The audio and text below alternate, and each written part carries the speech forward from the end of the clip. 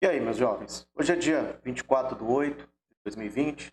Eu vou regravar algumas aulinhas aqui sobre termoquímica, tá? Tem aí no canal uma aula de no quadro falando sobre termoquímica, mas especialmente para esse momento eu vou regravar algumas aulas. E para essa semana, do dia 24, tá? Iniciando hoje na segunda-feira até a sexta, eu quero que vocês assistam esse vídeo da termoquímica e na sexta-feira eu vou lançar uma lista de atividades lá no Google Sala de Aula. Para na semana que vem, aí a gente vai ao vivo, esperamos aí ou pelo Meet ou pelo Zoom, corrigir essas atividades, discutir um pouquinho mais. E aí a gente vai prosseguindo na termoquímica, tá? Então vamos lá, vamos abrir a tela aqui, porque hoje nós vamos falar da entalpia de formação. Entalpia de formação, entalpia de combustão, entalpia de neutralização, tudo isso envolve aí as entalpias. Então, vamos lá, vamos abrir aqui, porque nós vamos começar um assunto extremamente importante no segundo ano, que é a termoquímica, é o estudo do calor da química. A termoquímica, na verdade, ela se divide aí dentro da termodinâmica, né, a calorimetria lá da física, juntamente com a termoquímica aqui da química. Por falar em física, né, isso gera uma grande quantidade de calor, você tem uma reação exotérmica, né? Percebam, vamos voltar aqui, ó, coisa legal, né? Os conceitos básicos da termoquímica. Então, primeiro, a gente vai falar muito de calor agora, e praticamente o segundo trimestre inteiro, o segundo ano, ele é destinado para a termoquímica, para falar de calor. Todas as aulas estão aí numa gravação antiga, tá? No canal, então vocês podem assistir, se antecipar. Eu já lancei aí um site para vocês com lista de exercício, com provas e mais uma série de coisas também que vocês podem fazer. Então vamos lá. O calor. O calor. Pegar a canetinha aqui. O calor ele é a energia transferida de um corpo para o outro em virtude unicamente de uma diferença de temperatura entre eles. Exatamente por isso que a gente não é correto falar sentir frio. Não. Calor, transferência, energia transferida de um corpo para o outro. E aí, quando um corpo ele tem uma maior quantidade de energia, ele vai transferir calor para quem tem uma menor quantidade de energia. Quando a energia do meio é menor do que do nosso corpo, a gente transfere energia, e aí essa ausência de calor nos dá uma sensibilidade que a gente chama de frio. A temperatura, que é a medida disso, é dada pela quantidade de energia cinética, tá? A caloria, que é a unidade de medida, que nós vamos chamar de caloria, representa a quantidade de calor que se deve fornecer a 1 grama de água para elevar sua temperatura a 1 grau Celsius. Isso lá na física, na calorimetria, eu tenho certeza que o Mamal falou muito com vocês. E aí, dentro das conversões de unidade, uma caloria equivale a 4,18 joules. É possível que lá na física ele tenha falado 4,2, até porque uma grande quantidade de questões permite sim esse arredondamento. Mas o correto é 4,18. E aí também a gente pode falar da quilocaloria, que é o cacau. A quilocaloria, que equivale, obviamente, a 4,18 quilojoules. 4,18 quilojoules. 1 quilojoule tem 1000 joules. 1 quilocaloria, 1000 calorias. Tá? E o nosso objeto de desejo no segundo trimestre do segundo ano é a entalpia, que é representada pela letra H. Corresponde à energia interna do sistema a uma pressão constante. E a gente vai buscar a variação de entalpia, quanto que gerou ou quanto que absorveu de calor. Percebam duas situações aqui, jovens, duas reações. Eu tenho uma reação aqui, que ela é o A mais B, são dois reagentes hipotéticos, obviamente, ficou feio aqui, dá uma borrachinha. Tá. Cadê a borracha? Ok. Novo.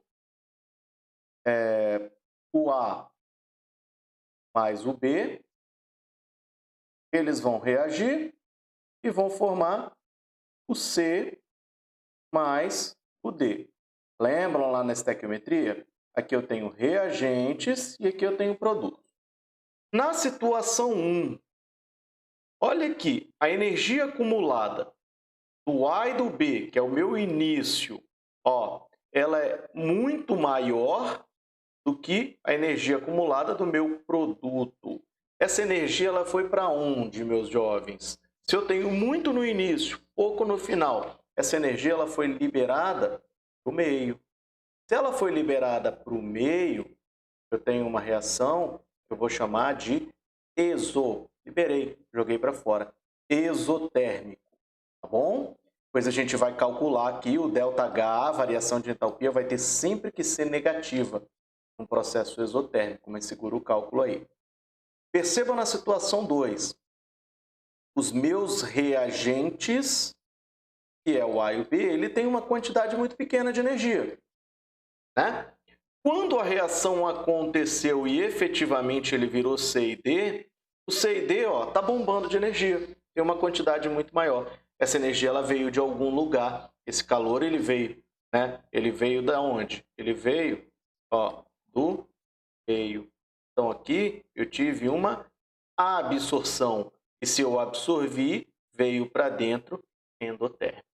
Exemplos, professor, exotérmico, botei fogo, reação de combustão, botei lá o etanol, a gasolina, pegou fogo, liberou calor para o meio, exotérmico. Endotérmico, por exemplo, vamos lá, uma situação endotérmica vou fazer um bolo, coloquei o bolo lá, a massa, aquela mistura lá, coloquei no fogo. Quando eu tirei ele está o quê? Está quente. Por quê? Ele absorveu o calor do meio, endotérmico. Bom? Então são as duas coisas que a gente vai buscar, processos endotérmicos e exotérmicos. A entalpia, né, a impossibilidade que a gente tem de calcular, de identificar a entalpia de cada substância, nós vamos trabalhar nosso objeto de desejo e o objeto do Enem, também, jovens, é a variação da entalpia. É o ΔH que você busca na termoquímica. Tá? 100% das questões de termoquímica envolve aí o cálculo do ΔH. A variação de uma reação depende da temperatura, da pressão, do estado físico, do número de mols. Pô, olha que legal, isso vai terminar, vocês já me xingaram aí certamente, mas isso vai terminar com estequiometria, da variedade alotrópica, das formas alotrópicas da substância, O2, O3, por exemplo, são substâncias com o mesmo átomo, porém com quantidades, com atomicidade diferente, e assim a gente vai criando um referencial para fazer as comparações, que é a entalpia padrão. Elas serão sempre avaliadas em relação a uma mesma condição padrão ou estado padrão. Isso é muito importante. A nível aí de ensino médio, a gente vai trabalhar sempre com esse estado, que é chamado de estado padrão.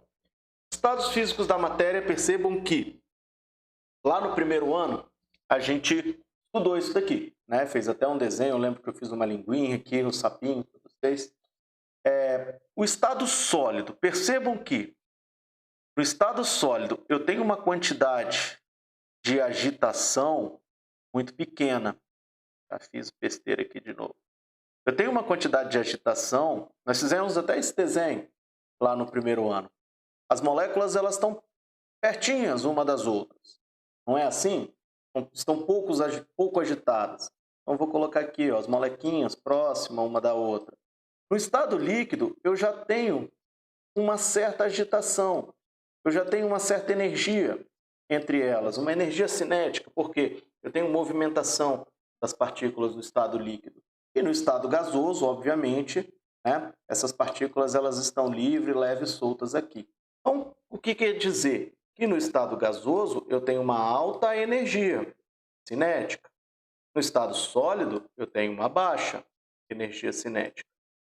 Quando eu estou passando do estado sólido para o estado líquido, chamado de fusão, o estado sólido tem uma baixa energia, o estado líquido tem muito. O meu reagente é o sólido, o meu produto é o líquido. Se eu passei daqui para cá e aqui tem mais, ó, tem mais calor no final do que no início. Então absorveu. É um processo endotérmico. A mesma coisa com a vaporização, ebulição, evaporação. O líquido está num processo intermediário. O gasoso está bombando. Passei do líquido para o gasoso. Ó, eu tenho um produto com muito mais energia do que o meu reagente. Significa que ele absorveu esse calor. A mesma coisa para sublimação, quando eu faço diretamente sem passar pelo líquido. Se eu vou fazer o caminho contrário, ó, eu vou passar do gasoso para o líquido. Agora, o reagente tem muito, o produto tem pouco. Lembra lá do gráfico? Vou voltar lá para o gráfico. Ó. O reagente tem muito, o produto tem pouco. Olha aqui, o reagente tem muito, o produto tem pouco. Volta para cá. O reagente tem muito, que é o gasoso, tá numa energia cinética grande, o produto tem menos. Significa que esse calor ele foi liberado para o meio. Então, os processos de condensação são exotérmicos. Da mesma forma que a solidificação. O líquido tem muito mais energia do que o sólido. Se tem liberação de calor, eu também vou chamar de exotérmico. A ressublimação, sublimação inversa ou simplesmente sublimação, acontece da mesma forma. Bom?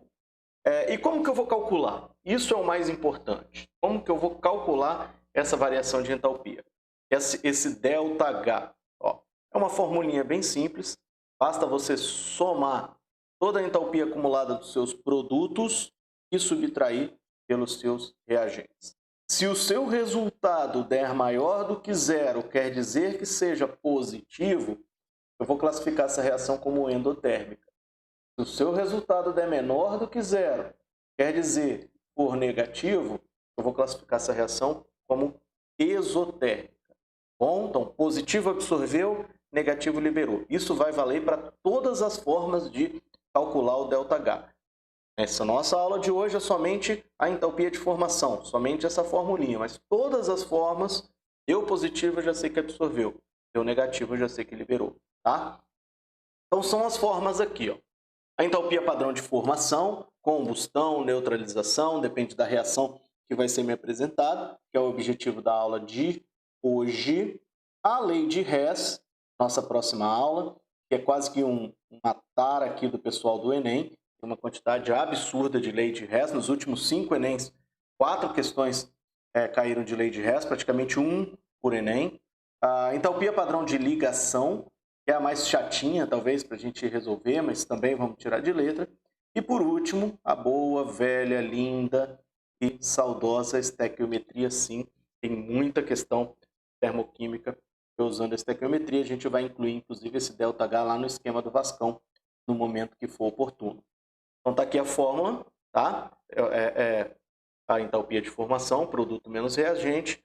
Uma coisa que eu preciso me atentar, que na entalpia de formação, especialmente na entalpia de formação de substâncias simples, em sua menor forma alotrópica, em sua menor atomicidade, tá? Por exemplo, O2 e O3, a menor forma é o O2. N2 e N4, a menor forma é o N2. Isso vai ser zero, tá? Basicamente, são esses 3 caras aqui que vão aparecer na mais de 90% das vezes aqui eu vou ter o O2. E aí é zero, a questão não vai te fornecer. Você simplesmente vai ter que anular esse valor. E vai somar os produtos com os reagentes. Perceba essa questãozinha aqui, tá? É uma questão em caso, 2 questões, não, essa questão, perdão, ela caiu na prova lá do ano passado, os meninos do 2º ano. Então, olha só o que eu tenho. Eu tenho uma reação já balanceada. Se ela não estiver balanceada, você precisa fazer o balanceamento. Tem uma aula aí de balanceamento, se você não lembra, mas falamos muito sobre balanceamento. E é o que eu tenho aqui? Eu tenho de reagente, antes da seta, que é o CH3OH, que é chamado de metanol, mas isso está na química orgânica, e também tem o O2. E do lado de cá eu tenho produtos, que é o gás carbônico, o CO2 e a água. Lembra que eu falei aqui atrás? Menor forma alotrópica, olha o O2 aqui, então você simplesmente vai ignorar o O2. O O2, ele não entra, ele é zero. Vejam que aqui, ó, a questão nem te forneceu os valores do O2, porque ele é zero. O Enem, inclusive, não é obrigado a te fornecer. Então, você tem como reagente somente o CH3OH. E você sabe, a canetinha está querendo me sacanear, e você sabe que o valor é menos 239, menos 239. Só tem 1 na atomicidade, então você não precisa fazer mais nada, o seu reagente já está pronto. O produto. No produto nós temos o CO2 CO2, que é menos 393, opa, tá tenso aqui, vou apagar, estou pelo mouse aqui, né, porque eu não tenho uma mesa digitalizadora, então isso acontece. Vamos lá de novo. O CO2, vou escrever o CO2 não, menos 393,5 e o H2O, só que o H2O ele é menos 241,8. Deixa esse risquinho aí. 41,8. Porém, eu tenho 2 H2O. Se eu tenho 2, você tem que vir aqui e você tem que multiplicar por 2, tá? Sempre multiplica pelo balanceamento. Eu não multipliquei aqui porque não tinha nada, eu não multipliquei aqui porque não tinha nada, e isso é 1. Agora, para o H2O, eu tive que multiplicar 241,8 vezes 2, 483,6. 483,6. Então, meus jovens, agora eu tenho o meu reagente, que é menos 239, e o meu produto, que é menos 393,5 e menos 483,6. Então, o meu produto, obviamente, eu vou somar. Quanto que eu tenho de H2O e quanto que eu tenho de CO2. Aqui é o CO2, menos 393,5, e aqui é o H2O. Então, eu vou lá e vou somar isso, que vai dar 483,6 com 393,5, vai dar negativo, obviamente, né, que eu estou somando, 877,1. Negativo. Pronto, tenho o produto, tenho o reagente. Vou calcular agora o ΔH. Lembram da fórmula? ΔH igual a produto menos reagente. Pode esquecer disso. Então, o meu ΔH, ó, meus jovens, é igual a produto menos 877,1 menos, lembra, ó, menos aqui da formulinha, menos 239, menos 239. O que que isso vai virar?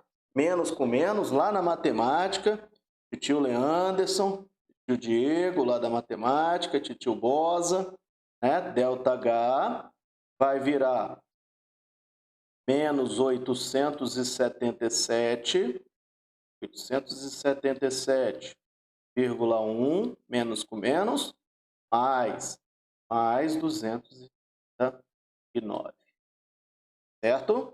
Peço desculpa aí pela qualidade da letra, porque é tenso até escrever com mouse. Então, eu vou ter aqui um ΔH de menos 877,1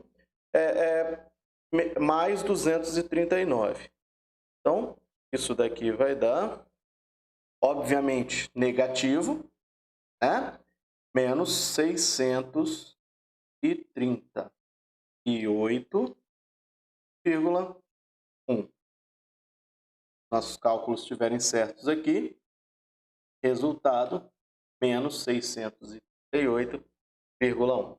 Ok? Então, peguei o meu produto, somei os dados, ó, tenho 2 aqui, somei os dados e subtraí pelo reagente. Isso virou sinal de mais, mas eu ainda tenho algo que é negativo, eu ainda tenho uma reação que é exotérmica. E obviamente, isso é uma reação de combustão, né? Reage com O2, forma CO2, mas água é uma reação exotérmica.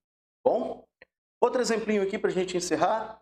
Passar-lhes as atividades, fazerem, e vai ser diferente dessa vez, tá? Depois que as atividades estiverem feitas, a gente vai para o Meet. Eu vou gravar esse Meet, obviamente, porque eu sei que nem todo mundo pode em todos os horários, vai estar aqui no YouTube também, para fazer a correção disso. Eu acho que vai ser mais eficiente se a gente fizer dessa forma, tá? E eu tive aí a liberação superiores para poder fazer isso. Então vamos lá. Sendo o ΔH da formação do óxido de cobre, formação dele, ó, formação do óxido de cobre 2. O óxido de cobre 2 é esse cara cara aqui, final do primeiro ano, como o NOx do oxigênio é -2, o cobre é +2, esse é o óxido de cobre 2. De qualquer forma, se você não sabe disso, o quadro de formação já te avisou. Ele está sendo formado. Quem é formado é produto. Então eu sei que o CuO2 é -37 kcal por mol. Cu, não se preocupa, o CuO, perdão. O CuO é -37,6 kcal por mol. Não se preocupem com o mol, que vai chegar no momento que a gente volta para ele. E o ΔH de formação do óxido de cobre 1, aí ele está querendo te enrolar com essa palavrinha da formação, mas o óxido de cobre 1 é esse cara aqui, tá? Questão da PUC, é -40,4, Cu2. Ó, por que esse é o óxido de... Nossa, ficou horrível aqui. Por que esse é o óxido de cobre 1? Por quê? Porque o NOx do cobre, ele é +1, tá? Então, o NOx do cobre é +1. Então, aqui é o óxido de cobre 1. Então, o O2 é 0, a gente já sabe. O O2 é sempre 0. ΔH é igual a produto menos reagente. Eu vou separar aqui os produtos e os reagentes. Então, eu vou ter como reagente, HR, o óxido de cobre 1. Tá? A gente vai gravar uma aula sobre óxidos também, para vocês relembrarem do primeiro ano. O óxido de cobre 1, que é -40, vamos tirar não, 40,4. Multiplico por alguma coisa? Não, porque só tem um aqui, ó. Agora, o meu produto, HP, é o óxido de cobre 2. Ele é -37,6. Eita, é -37,6. Então, o meu produto, -37,6. HP igual a -37,6. Só que olha aqui, jovens. Olha ele aqui na minha reação. Já está balanceado. Às vezes não está, você tem que fazer. Ó, é aqui que vocês erram, que a gente erra isso em questão. Tem que multiplicar por 2 pelo balanceamento. E aí a gente tem 37,6. 37,6 vezes 2 vai dar negativo, obviamente, 75,2. 5,2. Formulinha, ΔH, variação de entalpia, é igual, HP menos HR. Bem fácil isso. ΔH igual produto menos 75,2. Opa, tá ficando cada vez mais bonito. Mas se bem que eu escrevendo no quadro também não é bonito, né? Menos 75,2 menos 40,4.